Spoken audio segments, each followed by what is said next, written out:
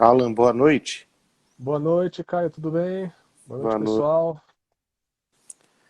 Alan, primeiramente aí agradecer a sua disposição em estar conosco nessa segunda-feira fria, né? Para a gente conversar um pouco no Caio Luz e Prosa. A gente vai conversar aqui por alguns minutos e à medida que eu for encontrando pessoas queridas, conhecidas que forem passando aqui na nossa timeline, vou tentando mandar um abraço. Eu ia dizer para você também ficar à vontade à medida que aparecer alguém que você acha que deva e que entrou aqui para te acompanhar. Ia pedir que você também fique à vontade para mandar um abraço, tá bom, Alan? Ok. E primeiro pedir o seu boa noite inicial, e te dizer que eu participei a convite aí da JCI, da sua posse há pouco tempo como presidente aí da JCI em São Paulo. E aí eu ia te pedir primeiro, além do seu boa noite, queria que você contasse um pouco pra gente o que é a JCI. Boa noite a todos. Eu sou Alan de Castro. A JCI ela é uma organização mundial, está presente em mais de 111 países, né? Uma das suas maiores características da JCI em questão mundial é a formação de jovens líderes, né? A JCI elabora trabalhos com jovens líderes de entre 18 a 40 anos em diversos países, desde a parte de capacitação, a elaboração de membros. Então, é uma organização que se preocupa muito com a capacitação de líderes locais para fazer transformações na sociedade em próximo aonde eles estão, em diversos estados, né? Então, praticamente, a JCI é uma organização muito grande. Eu estou à frente da JCI São Paulo esse ano, na gestão da junta diretiva. É uma honra estar presente na junta diretiva da JCI São Paulo. Foi uma honra ter o senhor também na minha cerimônia de posse, que foi uma cerimônia muito importante para todos nós, da junta diretiva. É, e do início do ano, com a pandemia, né, todas as organizações estão tendo alguns probleminhas, né, por causa das restrições de locais, restrição de lugares, até mesmo em algumas elaborações de alguns projetos também. Nós não estamos impossibilitados, nós estamos tendo alguns pequenos empecilhos, né? Acredito que o ano passado foi um pouco pior, porque nós desconhecíamos como seria essa parte do lockdown, parte de restrições, então esse ano aqui já está sendo um pouco diferente. Estamos impedidos de algumas coisas, mas já estávamos programados, né? Com essa nova novidade do home office, lives, elaboração de projetos, mesmo estando à distância, então não pegou a nós exatamente tanta surpresa igual o ano passado. O Alan, conta pra gente como funciona essa eleição da JCI, então como você foi escolhido presidente e, e por quanto tempo dura esse mandato. O mandato em frente à junta diretiva, como presidente, todos os cargos duram exatamente um ano, né, onde há uma votação no ano anterior, há uma indicação, né, na verdade, entre os membros, e depois há uma votação, como se, é uma assembleia normal, uma assembleia plenária, né, a JCI, ela, por base das suas votações, por base das suas normas, são tudo normas parlamentares, né? Então, esse é um diferencial da JCI. E com as normas parlamentares, você acaba aprendendo muita coisa, né? Você consegue organizar muita coisa, né? Por ela ser mais rígida, ser mais democrática, então você consegue organizar muita coisa. Então, eles me indicaram, houve uma indicação minha no ano, se eu não me engano, acho que foi no começo de 2020, uma indicação, e no ano de 2020 teve uma votação, onde eu fui designado para o tal cargo esse ano como presidente da JCI. Então, até o final do ano, até o dia 31 de dezembro, eu ainda sou presidente da JCI local, em São Paulo. Bacana, deixa eu mandar uns abraços aqui para um pessoal que passou e mandou também um boa noite para a Irina, para o Renatinho de Ferraz de Vasconcelos, para o Xang, nosso amigo em comum que está aqui conosco, Xang, grande Xang.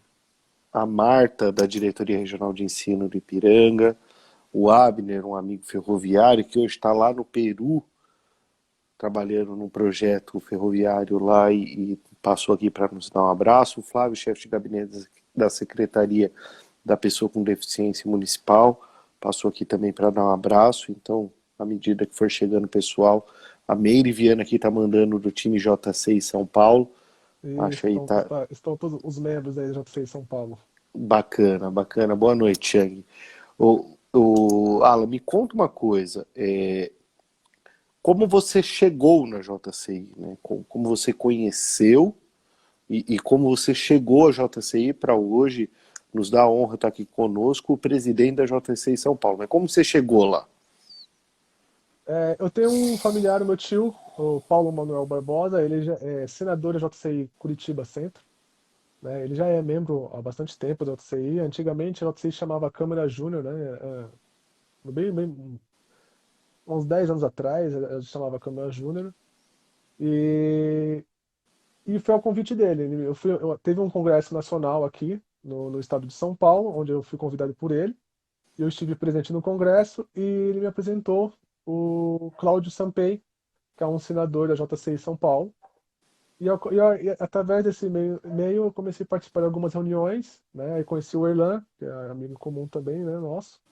Conheci o Erlan, o Cheng, o Davi, e tinha mais alguns demais membros que estavam no meio, o Demóstenes também, que é uma peça fundamental no JCI São Paulo. E eu comecei a participar das reuniões plenárias deles. Em que ano foi isso? Só para a gente entender o seu caminho entre Eu acho que foi entrar e virar presidente. eu sou um membro novo na JCI São Paulo. Foi por meados de 2019. Tá, é Eu, um eu, membro novo até. Então, em 2 anos, menos até, você sai de membro a presidente da JCI São Paulo. E eu ia te perguntar o seguinte: o Distrito de São Paulo, ele confere com a nossa relação de Estado ou dentro de São Paulo você tem outros distritos? Como funciona isso? aqui no estado de São Paulo tem a JCI São Paulo e tem a JCI Brasil-Japão, que fica no bairro da Liberdade também. Então, em alguns estados existem mais de uma, a gente chama OL, né, que são organizações locais. Então, existem mais de uma OL, né, representando o estado. E aqui em São Paulo são duas, foi isso que eu entendi. São a Brasil-Japão, né, e a JCI São Paulo. Bacana. Deixa eu mandar um abraço para o Marcelo Scoffano, presidente da Estrada de Ferro Santos, Campos de Jordão, perdão. Claudinha Neves, da Rádio Heliópolis, aqui conosco. O Danilo, grande amigo aí que trabalha na Potenza e está aqui conosco também. Queria perguntar para você, o Alan, a gente conhece algumas atividades, por exemplo, de Rotaries Club, Lions Club. Qual a relação desses projetos? Abraço aí, Jairzinho, Gaspareto. Qual a relação desses projetos com a JCI? Qual a semelhança e qual a diferença, então, desses modelos com a JCI? A JCI São Paulo ela busca bastante parcerias, né, em questão de projetos com a comunidade. O nosso principal foco na questão de projetos ter um impacto, né? A gente precisa criar um projeto em que modifica as pessoas, em que modifica o meio, né? Essa foi uma das principais características, essas são nossas. Inclusive, esse ano nós temos um projeto que está em andamento também, chama Jovem Integral, né? O Erlan está um dos organizadores do projeto, e em que a gente capacita pessoas para ser seres transformadores no meio, não só através de cursos, mas a ideia é pegar uma pessoa mais jovem, onde ele se torna um líder, e através desse líder impactar novas pessoas e assim fazer a organização local crescer e criar esse impacto no meio, ter uma ação transformadora no meio. Bacana. Inclusive, eu ia pegar um pouco dessa coisa e falar assim: eu fiz juventude partidária. Boa parte da minha vida, alguns colegas que estão aqui Hum, nos assistindo devem estar vendo. E a juventude partidária é um momento importante na nossa formação de liderança e tudo mais.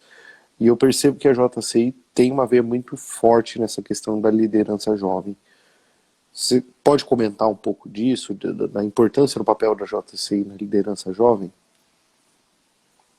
o cidadão jovem, ele acaba tendo mais energia, né? Ele tem mais disposição para estar, ideias novas, né? Porque hoje, se você pegar um cidadão de 30 anos, 40 anos, há uns 15, 20 anos atrás, já era um cidadão mais velho, já era uma pessoa mais velha, com costumes mais velhos, né? Hoje uma pessoa de 30, 40 anos, ele é uma pessoa ainda jovem, né? Pelo meio, pela tecnologia que hoje nós temos também. Se você fizer uma pesquisa bem rápida, até de familiares, você vai perceber que uma pessoa de 40 anos, há uns 20 anos atrás, já tinha 3 filhos, já tinha casa, já estava ali com a sua família formada. E hoje em dia, vamos chamar de jovem adulto de 30 anos, 40 anos, ainda não tem sua família formada. Ainda está em busca de novos conhecimentos, ainda está em busca de novas conquistas, né? E através da JCI, ela propicia esse contato de você, esse network também ele é muito importante. Ela propicia você se capacitar como um jovem líder local, né? E através desse network você impactar, diminuir essa distância de dificuldades de algumas coisas. Então, a JCI é uma ponte muito útil entre o líder, né, e a concretização dos projetos.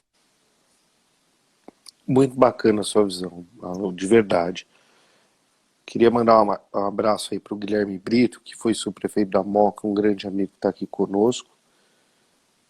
A Márcia, da APAD, amiga querida aqui do Ipiranga, a APAD, que tem um trabalho sensacional aí. Tenho certeza que a JCI pode vir a conhecer e dialogar com esse projeto aí, da APAD. Te perguntar o seguinte, Alan, quais são os principais legados que você quer deixar e quais os principais projetos? Apesar do tempo de pandemia, como você bem disse, das dificuldades que a gente tem, mas estamos numa situação de Vanderlei Macris, nosso deputado federal aqui conosco, um grande abraço. Então, apesar do tempo de pandemia, você tem muito claro que você tem um desafio grande, que é a presidência da JCI em São Paulo. E qual o legado e quais os projetos que você quer deixar aqui nesse seu mandato? Quando nós nos reunimos no começo do ano, eu falei alguns planos, né, que eu tinha com a JCI São Paulo. Um dos planejamentos nossos aqui, da junta diretiva, a gente está organizando a organização administrativamente também, né, para o próximo presidente ter mais facilidade em questão de documentacional, organizar novos membros, esse tipo de coisa. Eu senti desde o início que tinha uma pequena falha ali. Então, nós da junta diretiva estamos enfocando muito bem nisso para entregar a JCI administrativamente perfeita para o próximo presidente local. E uma das coisas também que nós vamos começar agora no segundo semestre é a parte de divulgação da JCI, né, para as pessoas conhecer a JCI, porque querendo ou não, muitas pessoas conhecem, mas eu acredito que seja um nicho muito pequeno, muito restrito, que tenha o conhecimento da JCI. Então, uma das nossas metas também é fazer essa JCI chegar naquela pessoa que nunca escutou. Talvez naquele microempreendedor pequenininho, que tem aquela vendinha, para ele entender o que é a JCI e, através da JCI, fazer o seu pequeno empreendimento um grande empresário ou que crie outros empresários. Ser um líder local também, né? Então, isso é muito importante. Então, das nossas metas, primeiro, seria essa parte administrativa, organizar a parte administrativa e a divulgação. E nós temos um projeto que chama o Jovem Integral, ainda está sendo elaborado, que eu acredito que lá no segundo semestre também nós já vamos estar impondo alguma coisa em prática.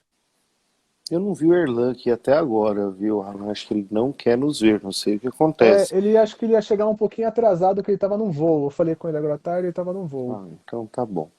Então ele tá desculpado. Mas eu ia dizer assim, o pessoal quiser fazer pergunta aqui, eu não falei no decorrer da conversa, mas fique à vontade, manda pergunta que a gente tenta inserir na conversa. Queria mandar um abraço para Cláudia Varela, amiga jornalista, para a Maíra da Secretaria de Transportes Metropolitanos, Pedro Moro, presidente da CPTM, que está aqui nos acompanhando, a Leia e o Valdir Toniolo, dois amigos queridos, também da CPTM. Ia te perguntar o seguinte, ia muito a ver aí com a sua resposta. Como que faz para entrar no JCI? Quem tem interesse em conhecer e adentrar esse projeto da JCI, como que se faz esse caminho? Nós temos as redes sociais, Facebook, Instagram também, né? Você pode estar entrando em contato primeiramente com as redes sociais, que é o mais fácil, explicando que você quer participar de alguma reunião, conhecer justamente o JCI. Aí nós vamos inserir você, nós temos um grupo de aspirantes, onde nós inserimos as pessoas lá, informamos do que está acontecendo sobre a JCI, né? Até mesmo das reuniões, nós deixamos essas pessoas participarem das reuniões junto com os membros mais antigos. E após um certo tempo, se ele achar que se adequa às regras, ao nosso estatuto também, que é importante, nós temos um estatuto onde deve ser lido por todos os membros, né, para saber os seus direitos e deveres com a JCI. Aí ele vai ter um cadastro, onde nós solicitamos um cadastro para ele. Ele faz um cadastro com a agente local e um cadastro na JCI Mundial. A partir daí ele já começa a ser um membro da JCI. Mas antes desse processo todo assim, nós temos uma elaboração dos membros que já estão são ativos. Nós apresentamos esse novos membro para essa junta e através da junta nós decidimos da ingressão dos novos membros.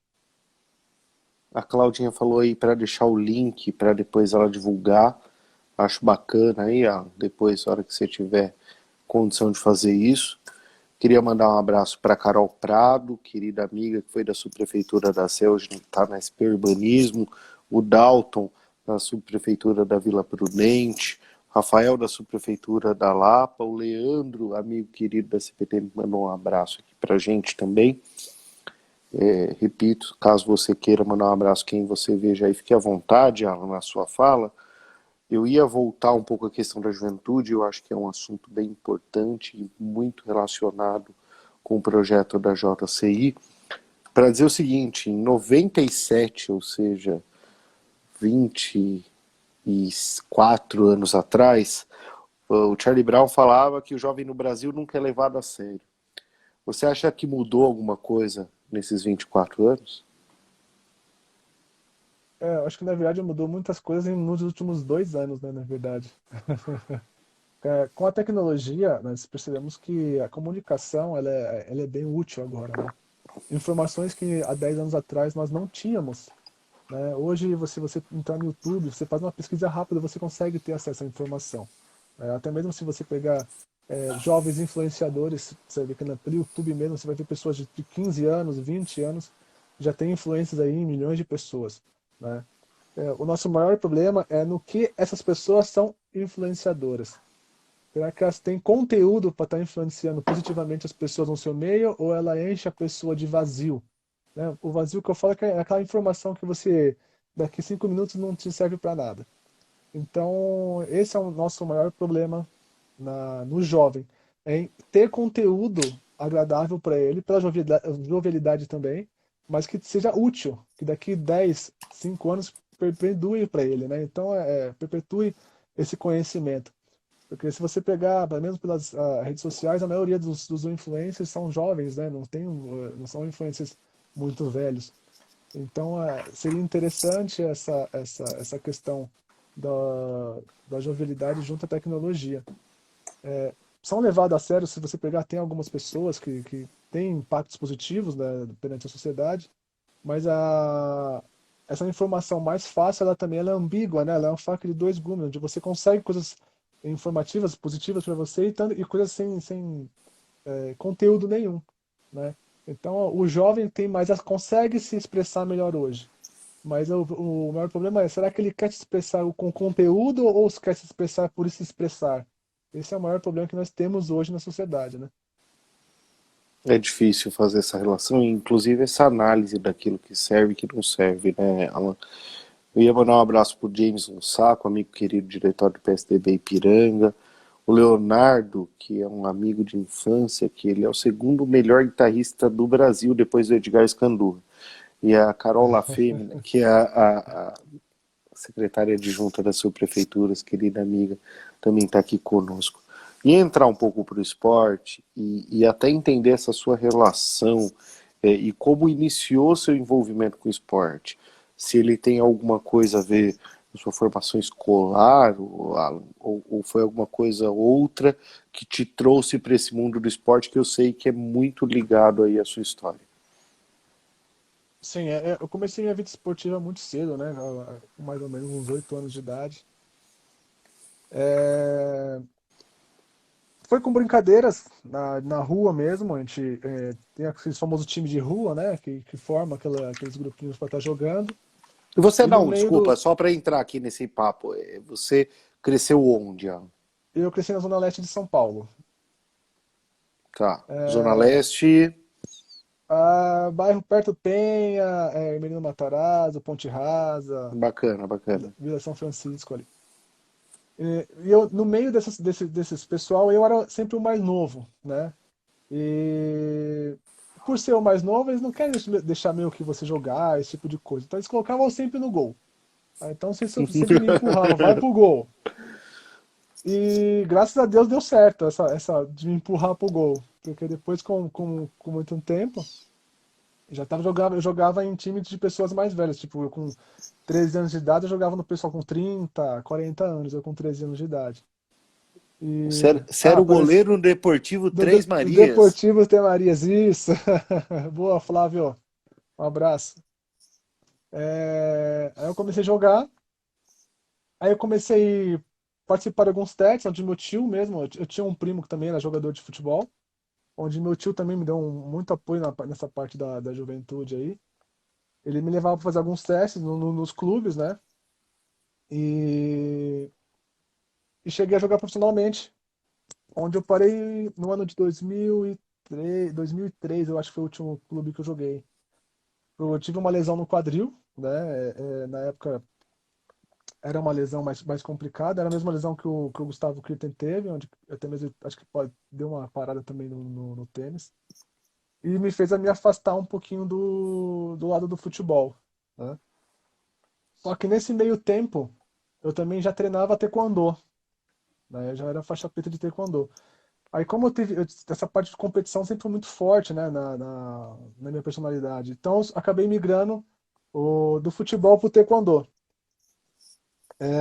Aí com o taekwondo também, eu já participei de algumas seletivas, aí na faculdade eu comecei a fazer educação física na faculdade.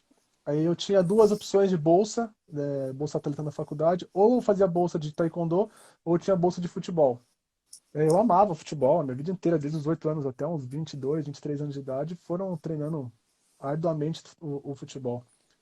Aí por opção, como eu já estava ativo ainda no taekwondo, eu optei por pegar uma bolsa na faculdade de taekwondo. Aí nesse meio tempo da bolsa, eu conheci o mestre Geraldo, que me fez a minha indicação na faculdade, para mim poder estar fazendo os testes na faculdade. Aí eu comecei a treinar junto com a seleção brasileira de taekwondo, que era treinava junto com a gente, que era o mestre Carlos Negrão, que era técnico. Hoje ele ainda é técnico olímpico da seleção de taekwondo. E treinando junto com essa galera toda aí, não tem nem como ficar ruim, né? Porque só tinha Só fera. feras lá, só tinha fera, né? Não tem como. Ou você entrava no ritmo deles, ou eles te expulsavam de lá. Então, nesse meio tempo aí, eu consegui alguns campeonatos importantes, como o Campeonato Paulista de Taekwondo, fui campeão também brasileiro universitário, onde eu classifiquei para o Mundial na Sérvia. Né? O Mundial seria quase uma Olimpíadas, né? Só que universitária. E nesse núcleo de taekwondo que a gente treinava lá, juntavam os melhores atletas de São Paulo. Então era a seleção brasileira de taekwondo que treinava junto, e vinha outras pessoas também de outras cidades e outros estados também treinar. Então era um núcleo muito forte. Na época era um núcleo muito forte, talvez o núcleo mais forte do Brasil de centro de treinamento de taekwondo. E nesse meio tempo também do taekwondo, a gente treinava, eu fiz contratos com algumas cidades para estar representando as cidades. Também fiquei 2 anos no Esporte Clube Corinthians, representando o clube também. Lutei 2 anos consecutivos com eles, representando o clube na parte de taekwondo. E fiz contratos com cidades, São Bernardo, se não me engano, São Bernardo, São Bernardo, Santo André, nos jogos regionais, que são jogos aqui no estado de São Paulo também, onde só tem os melhores atletas de cada modalidade representando nos jogos regionais. E nesse meio tempo, por me dedicar muito ao taekwondo, porque a gente chegava a treinar 6, 7 horas por dia, né, da modalidade. Era um nível, já era alto rendimento, né, a gente recebia salário, esse tipo de coisa. Eu senti que eu precisava fazer uma outra modalidade, alguma outra atividade para estar tirando esse estresse, né, da carga do taekwondo, da cobrança do taekwondo, de ir para um campeonato, ó, você vai para um campeonato, talvez você precisa ganhar para manter sua bolsa, você precisa ganhar para manter o seu salário, o contrato de salário. Eu comecei a treinar jiu-jitsu também. Mas era pra mim poder estar esquecendo um pouco o lado do engraçado, porque eu podia escolher outras modalidades, né? E eu acabei escolhendo uma outra luta pra poder estar me desestressando. Alan, bacana. Eu tenho algumas perguntas aqui da Marta, do Shang. Eu prometo que eu já vou fazer. Mas só para não perder o fio da meada e antes de focar um pouco no assunto luta e também fazer a pergunta que o pessoal fez, eu queria só entender então, você comentou então do seu início com o futebol, comentou aí que teve uma lesão que o afastou, mas queria te perguntar assim um pouco de por onde você passou nesse período. E até para fazer a transição, para a gente entrar de fato no assunto dos esportes mais vinculados à questão da luta, do exemplo que você usa do Ibrahimovic, que é um jogador de futebol, mas que eu acho que tem alguma relação aí para a gente fazer essa transição. O Ibrahimovic, ele é faixa preta de taekwondo, né? Ele é até ele surgiu há pouco tempo. Na época eu já tinha parado de jogar quando ele surgiu, né? Ele também é uma das referências que eu uso para os jovens que entram na academia. Eu falo, olha, tem o Ibrahimovic que joga futebol, esse tipo de coisa. O taekwondo, por se tratar de um esporte onde você utiliza praticamente 70% de chutes de pernas, o esporte, para o futebol, ele é completamente complementar, né? Então ele te dá muita agilidade de salto, agilidade de chute, aumenta seu chute aéreo, esse tipo de coisa. Então ele, pro futebol, ele é uma modalidade que acaba transferindo conhecimentos. Então ele é uma modalidade importante para o futebol. Sobre minhas passagens em clubes, eu passei por algumas bases de clubes grandes, né? De São Paulo, quando acho que eu tinha 13 anos de idade. Passei na fase de júnior também do Corinthians.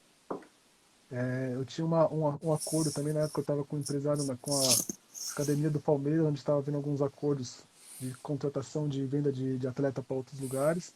Quando eu me lesionei, exatamente, a gente estava fazendo um acordo para mim estar indo para a Itália. A gente ia para Roma, nós íamos em torno de 8 atletas para Roma, onde íamos passar uma temporada em Roma para estar fixando os contratos com um time local lá. E nessa fase eu acabei me lesionando, né? E dos 8 atletas foram, se não me engano, acho que 5. 3 acabaram ficando por aqui, conseguiram outras coisas, eu acabei me lesionando, acabei não indo, na verdade. Aí surgiu uma outra oportunidade, eu acabei fazendo fisioterapia, me preparando novamente, aí acabei fazendo fisioterapia. Surgiu uma outra oportunidade de um outro acordo para ir para Israel, para estar fazendo um contrato com o time em Israel. Aí nesse meio tempo eu acabei me lesionando de novo, né, em pouco espaço de tempo, acabei não indo também. E acabei ficando 30 dias, acho que foi o último lugar que eu fiquei em time profissional, foi na Inter de Limeira.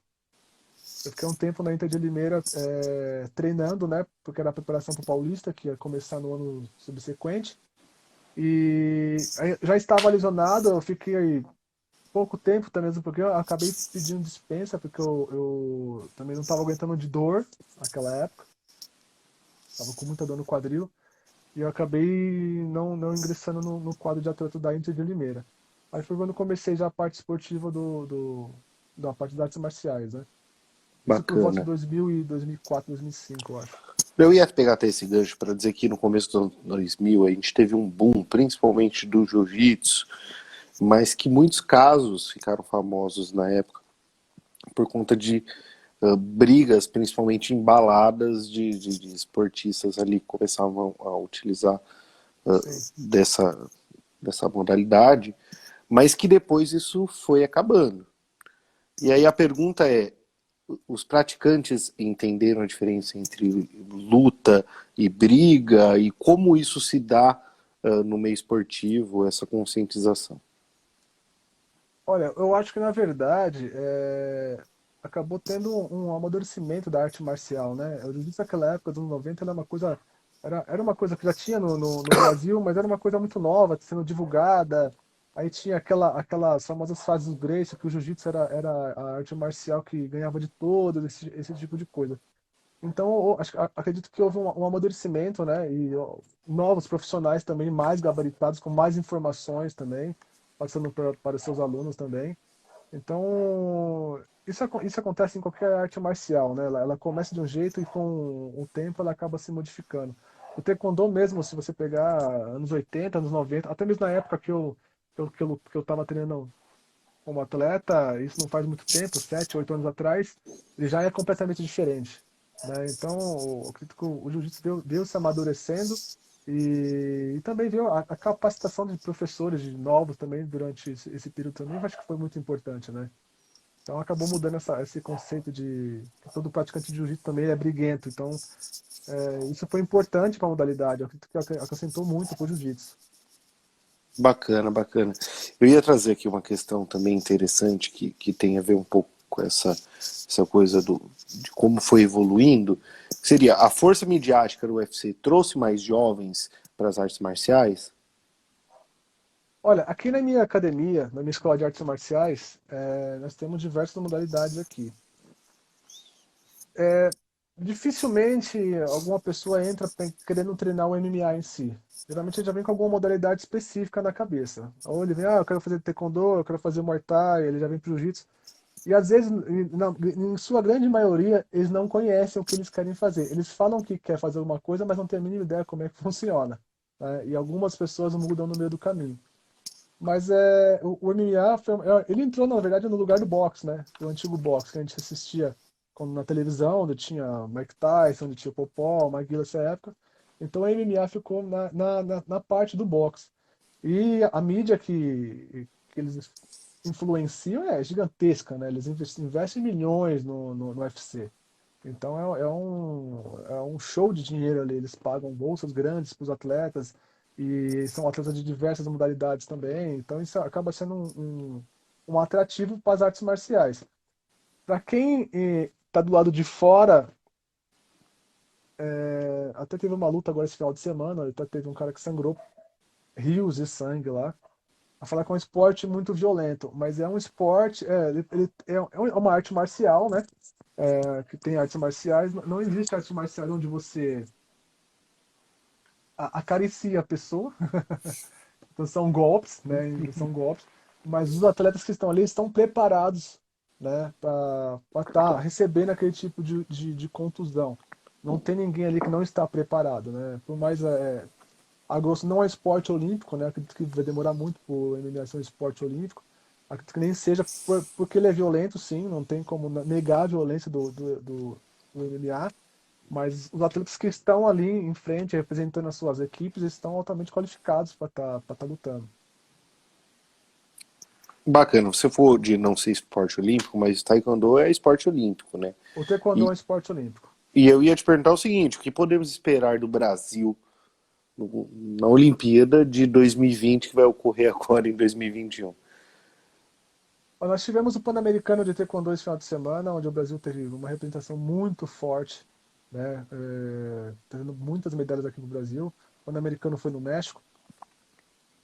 Temos boas expectativas também para Olimpíadas agora também. Agora nós temos um quadro novo de atletas, né, na seleção olímpica. São atletas de gabaritos altíssimos, né? A nível mundial mesmo. Acredito que o Brasil consiga trazer uma medalha olímpica para nós, igual na última Olimpíada também o Brasil trouxe. Deus trouxe o bronze com o Michael, né?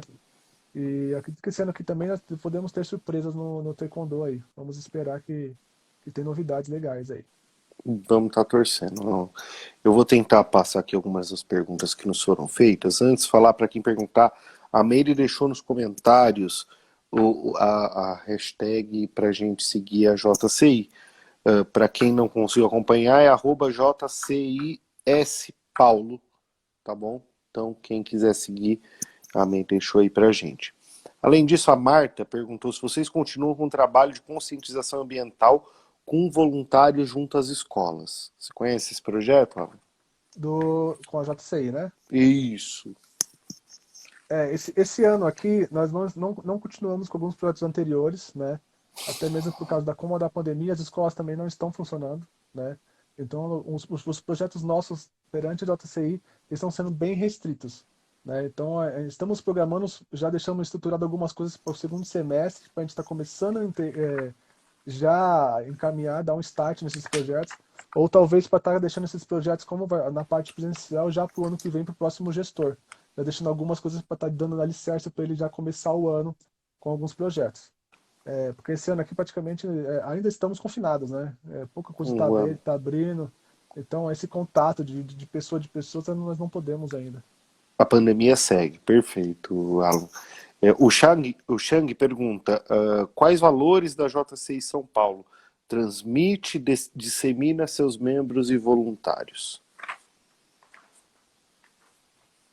Os valores da JCI São Paulo, nós podemos pegar até mesmo pela nossa carta de princípio, né? Crescer e contribuir, sempre. Né? Eu escuto muito isso do nosso membro, que é secretário esse ano, Daniel Clodoaldo, crescer e contribuir. Quanto mais você tiver informação, mais você consegue contribuir. Então, isso se você tiver isso dentro de você, você consegue fazer qualquer coisa. Não só na JCI São Paulo, acho que em qualquer área da sua vida, né? Se você cresce, você consegue ter informação, você cresce dentro como ser humano, você consegue contribuir mais. A gratidão, ela é muito presente nisso tudo, né? Sem dúvida, muito bacana aí. Obrigado pela pergunta, Chang, obrigado pela resposta, Alan. E eu também perguntar sobre um movimento que você tem sobre um projeto que promove aulas gratuitas de Taekwondo com jovens da periferia. Você queria contar um pouco para a gente disso? Sim, nós tínhamos um projeto social junto à FETESP, que é a Federação de Taekwondo do Estado de São Paulo, onde eu era responsável por dois polos, um no Jardim La Pena, né, que eram os patrocinadores era a Nitroquímica, e o outro era no SESI Guarulhos, onde um dos patrocinadores era a Uzi Minas. Esse ano aqui é o do SESI Guarulhos, ele continuou, mas como a pandemia já veio, desculpa, esse ano não, o ano passado, ele tinha dado seguimento, mas como a pandemia começou, logo em seguida nós tivemos que parar com as aulas presenciais lá e acabamos tendo que dar uma pausa nesse SESI Guarulhos. Acredito que quando liberarem de novo os esportes, no contexto geral, em clubes, esse tipo de coisa, nós continuemos com o nosso projeto do Taekwondo Educação em Progresso junto ao SESI. O do Jardim La Pena, eu estive diante dele acho que acho que uns 4 anos eu estive na frente dele conduzindo, né, como mestre responsável. E no ano de 2019, se eu não me engano, 2019 ou final de 2018, eu tive uma surpresa que a federação me informou que a Nitroquímica não iria aportar o projeto para o ano subsequente. Né? Nós tínhamos em torno lá de 40 50 alunos nesse Jardim La Pena. Então, esse polo nós acabamos perdendo, porque nós não tínhamos patrocinadores para eles. E aí eu tive uma ideia de assumir particularmente a região lá, junto com os meus professores aqui da academia, né? Nós íamos fazer um jeito de não deixar esses jovens sem aulas de taekwondo, até mesmo porque nós sabíamos da importância do taekwondo na vida deles lá, né?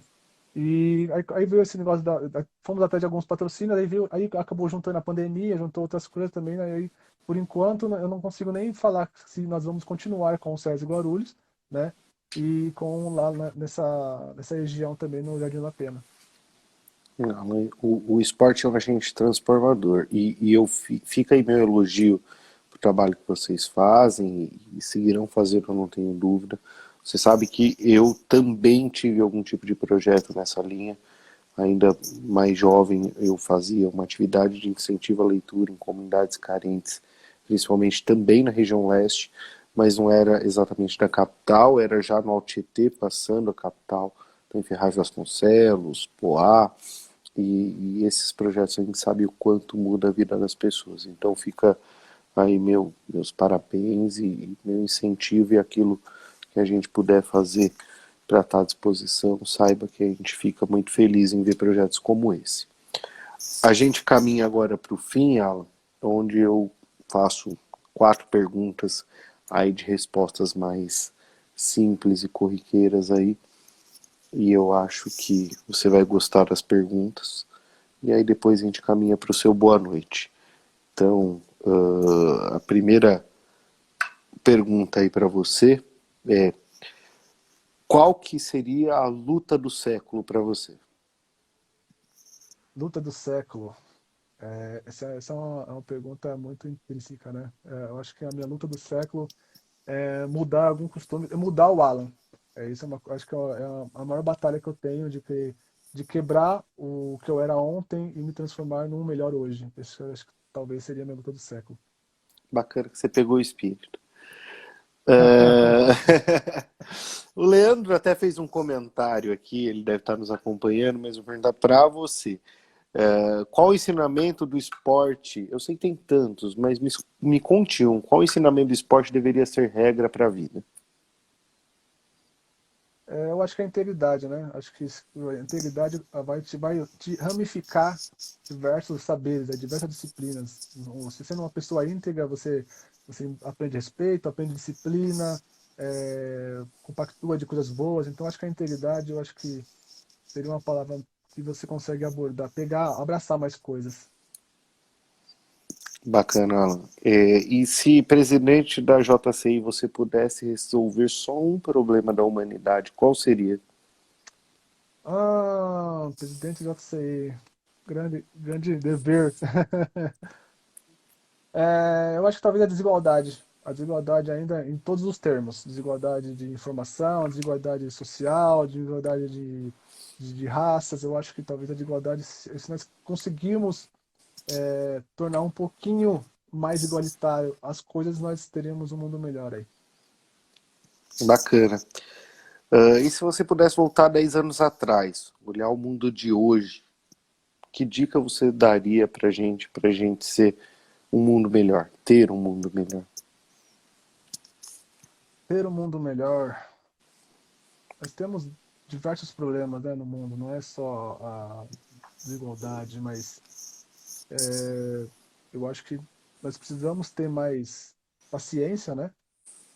Porque nós percebemos conforme o tempo, né, isso tem se acabado, tivemos diversos problemas, diversas classes sociais, acho que precisamos ter mais paciências e informação. Eu acho que sempre bato na peça da informação, que eu acho que a informação ela quebra paradigmas, ela quebra crenças, ela quebra um monte de coisas. Se você tem informação, você consegue criar coisas, que é importante.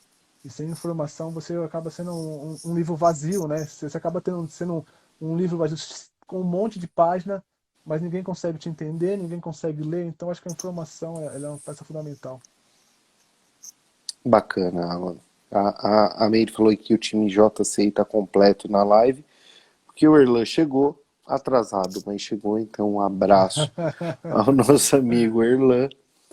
E aí eu queria aproveitar e agradecer a sua disposição em estar conosco de novo nessa segunda. Foi muito bacana a conversa, deu para a gente passar por alguns dos temas que a gente queria. Então, agradecer a você, agradecer aos colegas da JCI que estão nos assistindo, aos colegas aí que vieram via seu Instagram, via o meu, e foi muito bacana aqui o nosso público. Pedir que você dê uma boa noite aí pro pessoal e passe sua mensagem final.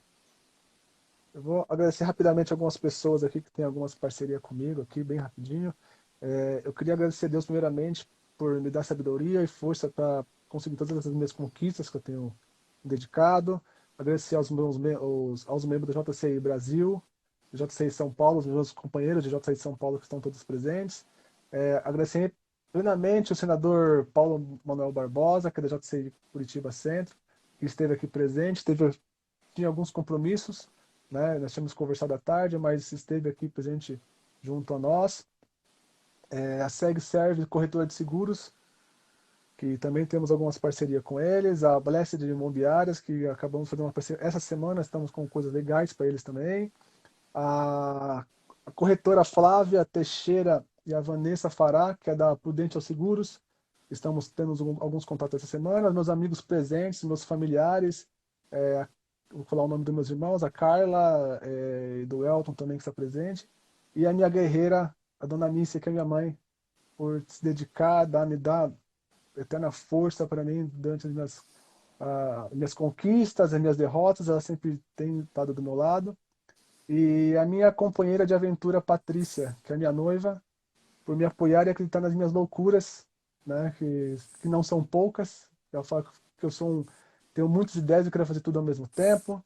E parabenizar também ao senhor Caio Luz, subprefeito da Lapa, que tem feito grandes feitos, né, aí pela Lapa.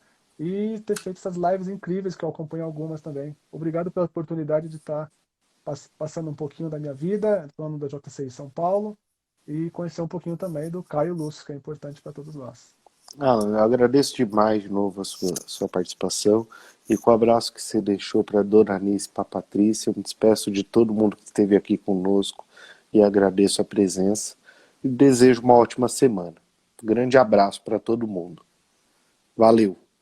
Boa noite, obrigado mais uma vez. Boa noite a Valeu. todos. Tchau, tchau.